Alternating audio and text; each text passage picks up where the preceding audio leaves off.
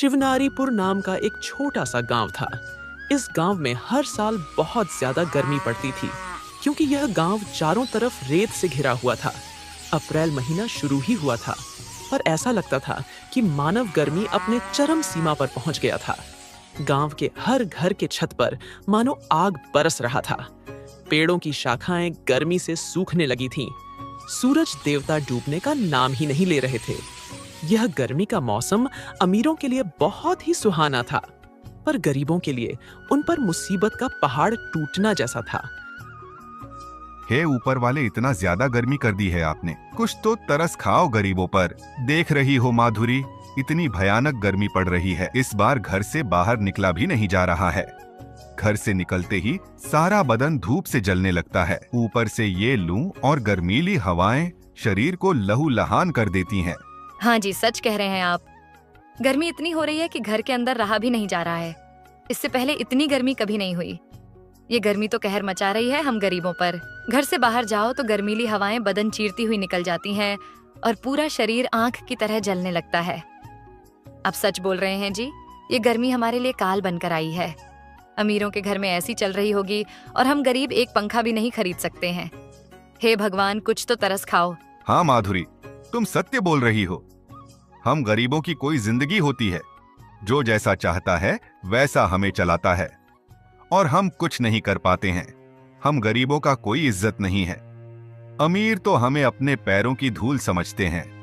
देखो माधुरी, ये सूरज डूबने का नाम भी नहीं ले रहा है। अपराधों की तरह हम पर नजर रखे हुए हैं। हाँ, इस बार की गर्मी ने तो सबकी हालत खराब कर रही है। इतनी गर्मी में आप काम पर कैसे जाएंगे? अब क्या कर सकता हूँ माधुरी, काम तो करना ही होगा, चाहे कितनी भी गर्मी क्यों ना हो। सेठ लोगों को कुछ भी फर्क नहीं पड़ता, चाहे सर्दी हो या फिर गर्मी। उनको सिर्फ काम से मतलब है। उनका काम पूरा होना चाहिए। अच्छा, अब मैं चलता हूँ। देर हो गई तो मालिक गुस्सा करेंगे। अभी धूप नहीं निकला है, आप जल्दी से काम पर चले जाइए, नहीं तो धूप निकलने के बाद घर से बाहर भी नहीं निकला जाएगा। गिरधर एक जूस वाले की दुकान पर जूस बनाने का काम किया करता है। उससे जो पैसे मिलते थे उसी से घर का गुजारा करता था। वैसे तो शिव नारीपुर गांव में गर्मी बहुत ज्यादा पड़ती थी, लेकिन इस बार की गर्मी ने तो रिकॉर्ड ही तोड़ दिया। पूरा गांव गर्मी से परेशान था। पूरा दिन खूब कड़ाके की धूप निकली रहती थी। बाहर निकलते ही बदन जलने लगता था। छांव के तो दर्शन तक नहीं हो रहे थे। गांव का वो चौपाल जहां लोग बैठकर बातें किया करते थे, आज वो चौपाल बिल्कुल सूना और वीरान पड़ा था।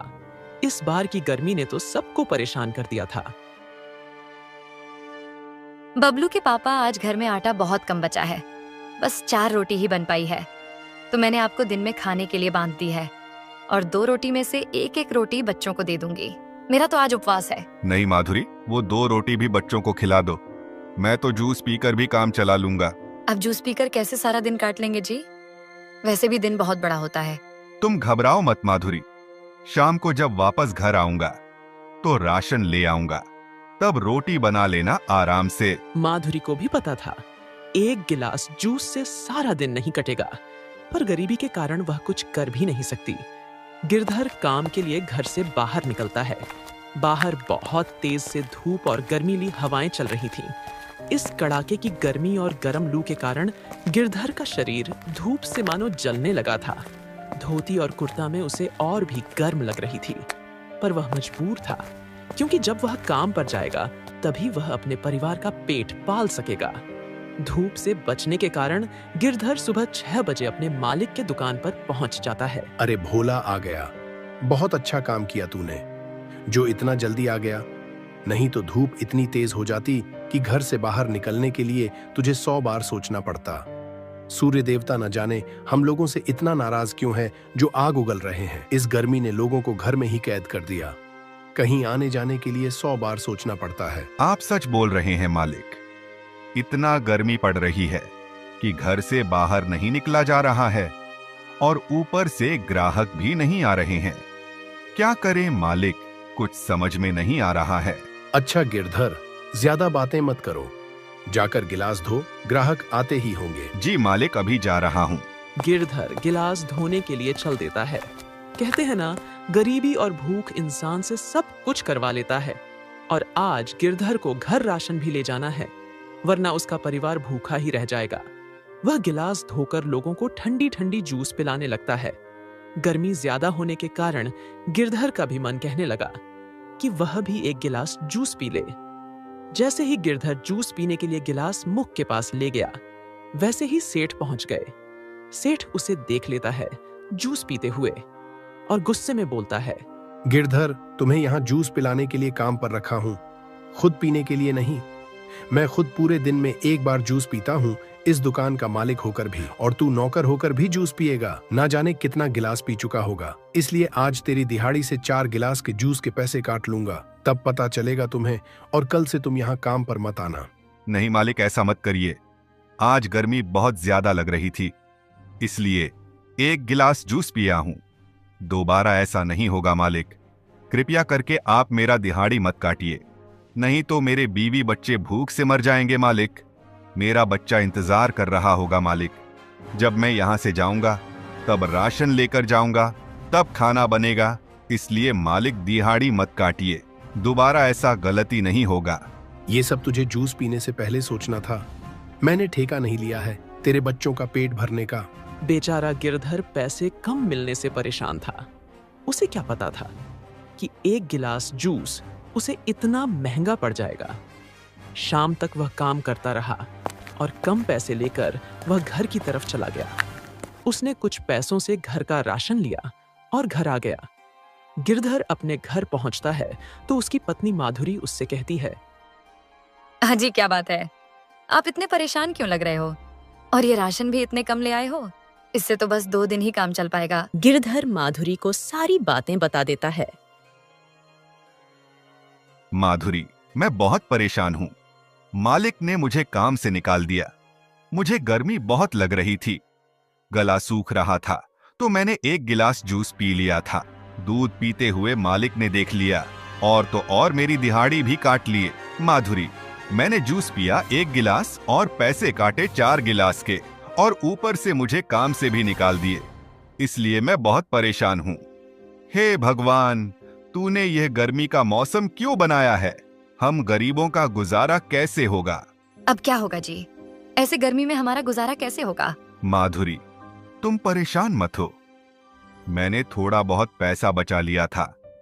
घर में एक भी पंखा नहीं है।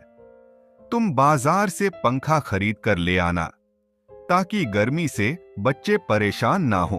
अरे आप ये पैसे अपने पास ही रखो। अब खुद ही बाजार से सस्ते पंखे खरीद लाना। हालात तो देखो, अपनी पसीने से सारा बदन भीग गया है। बच्चों से ज्यादा पंखों की जरूरत तो आपको है। गिरधर बाजार जाकर बच्चों के लिए एक सस्ता वाला पंखा खरीद कर ले आता है। माधुरी जब खाना बनाती है तो बच्चे उसके पास ही बैठे रहते हैं। लेकिन अब गर्मी इतनी तेज हो रही थी कि माधुरी को आग सहन नहीं हो रही थी और तुरंत पंखे के पास पहुंच जाती है। तब जाकर जान में जान आती है। माधुरी, मैं बाहर जाता हूं, देखता हूं, शायद कोई काम मिल जाए। ऐसे घर पर तो खाली नहीं बैठ सकता। अगर घर पर रहूंगा तो हम लोग एक एक दाने के लिए मोहताज हो जाएंगे। ठीक है जी, मगर ध्यान से जाना और शाम को समय से घर आ जाना। गर्मी बहुत ज्यादा हो रही है। अब ऐसा लग रहा है कि गर्मी सहन नहीं हो रही है। गर्मी अपनी चरम सीमा पर पहुंच गई है। अगर ऐसे ही रहा तो चारों तरफ अकाल पड़ जाएगा। लोग बीमार पड़ जाएंगे, भुखमरी फैल जाएगी, चारों तरफ सूखा ही सूखा फैल जाएगा, हरियाली जमीन बंजर बन जाएगी, सबका कारोबार ठप पड़ जाएगा। गिरधर घर से बाहर निकल जाता है। बाहर गर्मीली हवाएं चल रही थीं, पर गिरधर उसकी परवाह किए बिना बस चला जा रहा था और यही बातें अपने मन में सोच रहा था कि कहीं भी उसे काम मिल जाए। वह बाजार में एक दुकानदार के पास जाता है और काम मांगता है। साहिब जी, क्या आपके दुकान पर कोई काम मिल जाएगा? कोई भी काम दे दो, मैं सब कर दूंगा। गिरधर ने कई जगह काम ढूंढा, पर उसे कोई काम नहीं मिला। वह मायूस होकर एक पेड़ के नीचे बैठ गया। हे भगवान, अब मैं क्या करूं?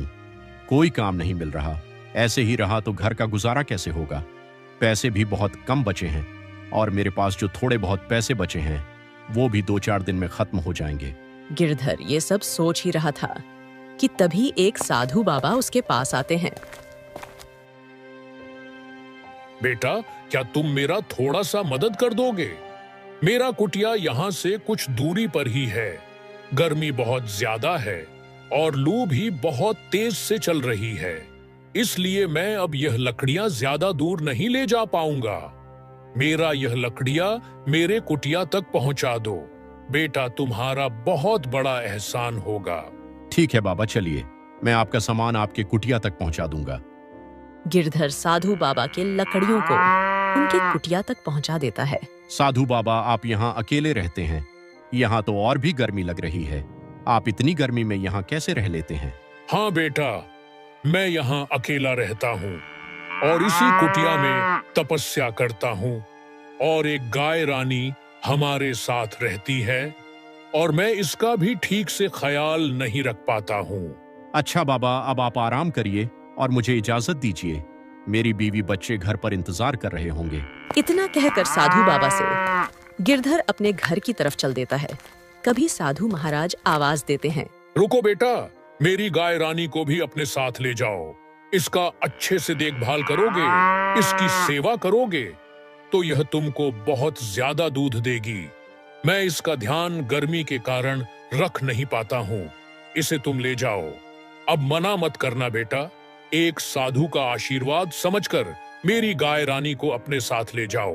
अरे महाराज जी, अब आप इतना बोल ही रहे हैं तो मैं इस गाय माता को अपने साथ ले जा रहा हूँ और इसकी खूब सेवा पानी करूंगा। गिरधर गाय को लेकर घर की तरफ चल देता है। अरे जी, ये गाय कहाँ से लेकर आए हो? गिरधर माधुरी को सारी बातें बता देता है। माधुरी, अब से ये गाय माता हमारी है और इनकी सेवा की जिम्मेदारी भी हमारी ही है। तुम जाकर खाना बनाओ, तब तक मैं गाय माता के लिए चारा लेकर आता हूँ। माधुरी, बहुत ज्यादा गर्मी है, इतनी दूर से गाय माता को लेकर आया हूँ, इन्हें पानी लाकर पिला दो। मैं खेत से जाकर चारा काट कर लेकर आता हूँ, लेकिन पानी जरूर पिला देना। गिरधर गाय के लिए चारा लाने खेत की ओर जाता है और चारा लेकर आता है और गाय को खिला देता है। शाम होती है। देखो माधुरी, चारा खाने के बाद गाय माता कितनी दूध दे रही है। ये तो सच में कमाल की गाय है। इतना सारा दूध हम लोग तो पी ही नहीं पाएंगे। पहले मैं कुछ दूध की चाय बना देती हूँ, फिर पूरा परिवार आज रात को दूध पीकर लेट जाएंगे, क्योंकि घर में ज्यादा राशन नहीं बचा है। फिर उसी दिन गिरधर का पूरा परिवार दूध पीकर लेट जाते हैं और आराम से सो जाते हैं।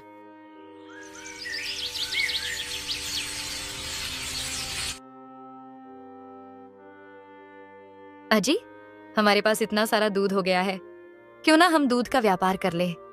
अच्छा खासा चलेगा। हाँ सुनीता, तुम बोल तो ठीक रही हो। मैं अगले ही दिन से दूध को लेकर डेयरी पर जाऊंगा और बेच दूंगा। कम से कम घर का खर्चा तो चलेगा। गिरधर इतना कहकर गाय के लिए हरी घास लाने चला जाता है। हरी घास जब काट कर घर आता है तो गाय को खिला देता है। अगली सुबह होती है। गिरधर दूध को लेकर दूध वाले के डेयरी पर पहुंच जाता है। डेयरी पर दूध बेचता है।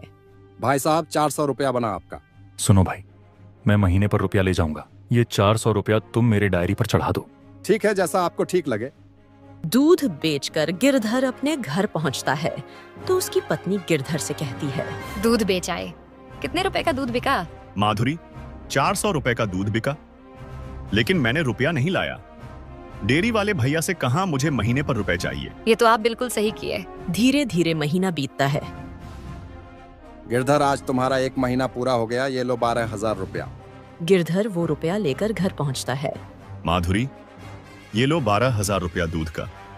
भगवान ने चाहा तो बहुत जल्द हमारी गरीबी दूर हो जाएगी। सुनिए जी, 12,000 रुपया तो हमें मिल गया, लेकिन घर में रहेगा तो धीरे धीरे खत्म हो जाएगा। तो फिर क्या करें, तुम ही बताओ माधुरी। मुझे जो समझ में आया मैंने वो किया। आप एक काम करिए, आप उसे डेयरी वाले भैया से 12,000 रुपए एडवांस में ले आइए। बोलना दूध में कट जाएगा धीरे धीरे। माधुरी, एडवांस रुपए लाकर हम क्या करेंगे? 12,000 तो पर्याप्त है हमारे लिए। सुनिए जी, बड़ा सोचिए। आज गौ माता हमें दूध दे रही है तो घर का खर्चा चल रहा है, और कल गाय माता दूध देना बंद कर देंगी तो फिर हम क्या करेंगे? इसलिए आगे का सोचिए। आप जाकर 12,000 रुपए लेकर आइए, फिर मैं बताती हूँ आपको क्या करना है। जैसा तुमको अच्छा लगे, मैं अभी जा रहा हूँ। गिरधर डेयरी वाले के पास जाता है और सारी बात डेयरी वाले भैया से बताता है। डेयरी वाले भैया उसे 12,000 रुपए एडवांस में दे देते हैं। गिरधर वो रुपया लेकर घर पहुंचता है। माधुरी, मैं 12,000 रुपए एडवांस में ले आया हूँ। अब हमारे पास 24,000 रुपए हैं। अब तुम ही बताओ इसका क्या करें। सुनिए जी, गर्मी इस समय बहुत पड़ रही है, हम ठंडे का बिजनेस करते हैं। गर्मी में ठंडे की बिक्री खूब रहेगी। ठीक है माधुरी, हम कल ही बाजार चलेंगे कोल्ड ड्रिंक लाने के लिए। दोनों बाजार जाते हैं, कोल्ड ड्रिंक खरीद कर लेकर आते हैं और अपने गांव के चौराहे पर दुकान लगाते हैं। गर्मी अधिक होने के कारण कोल्ड ड्रिंक की बिक्री बड़ी जोरों शोरों से होती है। रात को दुकान बंद करके जब दोनों घर पहुंचते हैं। माधुरी, आज तो बड़ी जोरों से बिक्री हुई है। ऐसे ही रहा तो हम बहुत जल्द बड़े आदमी बन जाएंगे। अगर गौ माता ना होती तो हम ये कभी नहीं कर पाते। आप सच बोल रहे हैं जी, ये गाय सच में हमारी माता है। धीरे धीरे समय बीतता है। गिरधर अब बहुत बड़ा ठंडे का व्यापारी बन जाता है। देखते ही देखते गाड़ी, मोटर, महल सब हो जाता है गिरधर के पास। गिरधर पहले जैसा नहीं रहा, अब वह बहुत बड़ा आदमी बन चुका था, लेकिन उस गाय को कभी नहीं बेचता है। माधुरी, अब हम ऊंचाई की उस शिखर पर पहुंच गए हैं कि जहां लोग आने के लिए तरसते हैं। आज मेरा पूरे राज्य में मुकाबला करने वाला कोई नहीं है। यह सब उस बाबा की मेहरबानी है जो हम गरीब के ऊपर इतना बड़ा एहसान किए हैं। अगर वह हमें अपनी गाय नहीं देते तो शायद आज मैं इतनी ऊंचाई पर नहीं होता।